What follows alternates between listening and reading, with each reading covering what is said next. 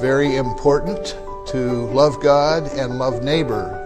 Matter of fact, Jesus said that was the most important thing. And so engaging in redemptive relationships as neighbors becomes our very high priority. Healthy communities are diverse communities. Diverse as the family of God. And those communities, when they're functioning well, produce health in the lives of their neighbors. And what I refer to as God's shalom, the peace, well-being, and prosperity of a neighborhood.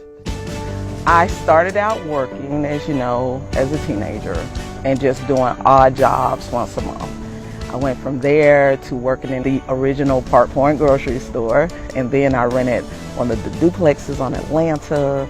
Now I own a Cares home, and I work, of course, work with the ministry. So yeah, I'm in there. I'm woven. My family is originally from Philadelphia, and we moved down when I was 7. The last time I remembered being at peace was when I was surrounded by community. So I initially wanted to move back into the space where I last felt that feeling, and that was here. A lot has changed here in South Atlanta. It is now an area that people want to move to. You know, walking down the street and people waving and knowing your name and interacting and how are you doing today. We are one of the rare neighborhoods that actually has the opportunity to maintain and preserve that culture because they provide the affordable housing and the neighborhood development in the way that they do. A lot of lower income and middle income families have been empowered now to own that space to occupy and not leave. The South Atlanta Marketplace has been sort of a hub for everything that is positive about South Atlanta right now. My patrons are my neighbors, and my community is who I interact with. Those two needs being met, the space for community and interaction, and then the basic human needs of needing to eat have been revolutionary in South Atlanta. We have customers that come in all the time. They come in every morning. They knows everybody, and we just build a nice friendship. So yeah, it's just nice feel to get to know the customers and the people that's in the neighborhood. Every day I'm progressing. I'm learning new things.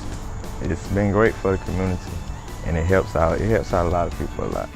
Each person we talk to, each person we work with, interact with, collaborate with, is formed in the image of God and inherently has in them desire to be known, desire to be at the table, desire to problem solve. That's all wrapped around this idea of dignity. So when we think about South Atlanta, our current neighborhood, 25% of the neighborhood is owned by low-income families. We don't just have in South Atlanta a job readiness program, we've got jobs. And we're actually looking at bringing in minority business owners. FCS has been working at rolling out some new curriculums to see communities being developed with healthy practices based on lessons we've learned right here in Atlanta over the last 40 years.